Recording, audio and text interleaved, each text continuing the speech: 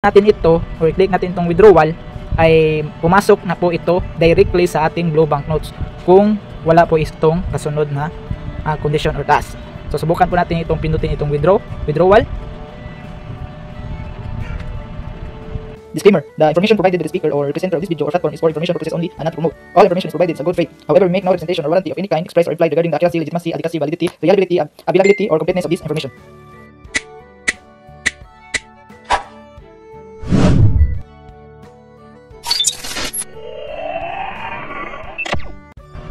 Hello guys, welcome back again to our channel. For today's video ay subukan naman natin na mag-withdraw dito sa ATM machine or dito sa blue banknotes kung wala na bang itong condition once makomplete natin ang 8-digit withdrawal password to withdraw the entire balance.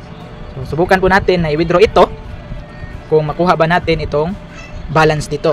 Pero sa hindi pa ay mag-exchange muna tayo dito sa coins dahil itong dalawang skills combat skills ay na-achieve ko na yung level 20 at saka itong 10 level ito po.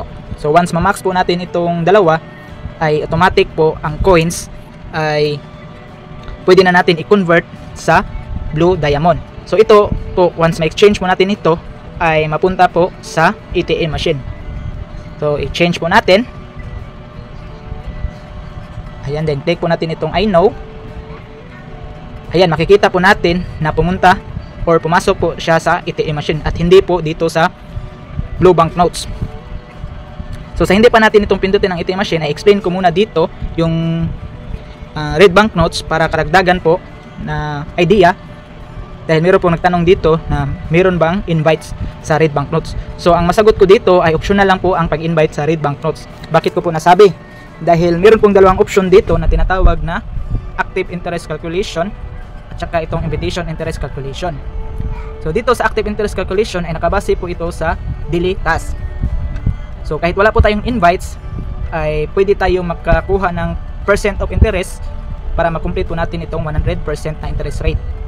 Kaso nga lang ay limitado lang po yung percent na ibigay daily or isang beses lang po na percent ang pwede natin makuha dito. So kada araw ay isang beses lang, kaya matagal po talaga tayo maka-withdraw dito kung dito lang tayo magbase sa active interest rate calculation.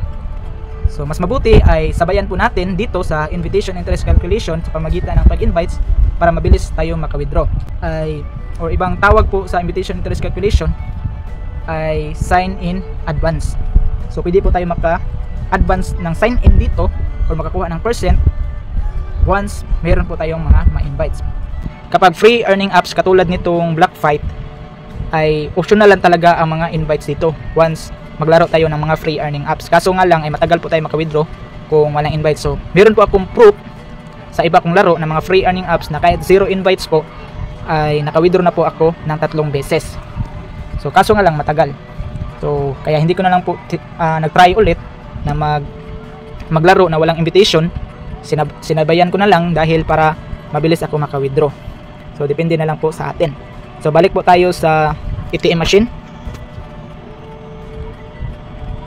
So dito po, pindutin po natin itong ATM machine. Meron na tayo ditong 265,320. So malaki-laki po yung naipon natin dito na balance. So ang equivalent lang po dito ay nito ay 265.32 pesos lang po siya. So once ma-withdraw po natin ito or click natin itong withdrawal ay pumasok na po ito directly sa ating blue banknotes kung wala po itong kasunod na condition or task. So subukan po natin itong pindutin itong withdrawal.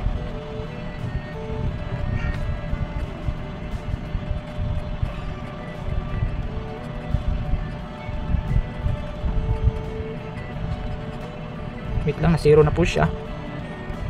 So tingnan po natin kaya dito sa dahil naglag po kung pumasok pa yung wait lang. Then na zero na po siya. Yan, makikita po natin na zero na po yung balance ko. So pindutin po natin sa history. Saan ba dito? Ito, yung blue banknotes details. So ayan po, withdrawal. So ang ibig sabihin ay pumasok na po siya sa blue banknotes yung 265.320. So ayan, makikita po natin dito na yung blue banknotes ko ay nasa 1,374.57 na po yung withdrawable na pwede natin ma-withdraw direct sa ating mga e-wallet. So subukan po natin itong withdrawin. So mamili lang tayo dito sa withdrawal method. Yan, Lazada, GCash, Paymaya, GrabPay, or PayPal. So kadalasan po ginagamit ko na wallet ay ito pong GCash. Then click po natin ang confirm. Then ayan, GCash na po. Tapos select withdraw all. Ayan, withdraw to GCash, please enter the following information. Dito po ay naka-input na po yung GCash number ko at saka yung GCash name. So select na lang natin itong withdraw. Ayan, successful withdrawal, send you cash 1,374.57 has arrived. Then click natin itong happy to accept. At ayan, makikita po natin dito yung withdraw natin na withdrawing na po siya. Ayan.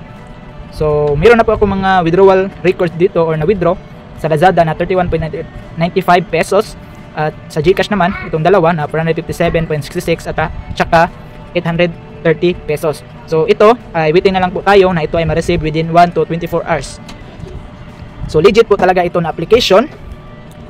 So kung gusto nyo itong subukan or i-download, puntahan lang po ninyo sa description or comment section. Ilagay ko po ang link sa application para ma-direct download ninyo ito na application. So sana mayroon kayong natutunan sa simple tutorial na ito. God bless. Visit us my YouTube channel, Juni Agatano, and click subscribe and notification bell to keep you updated on my videos. The videos I upload about personal blog and finance. Thank you so much and God bless.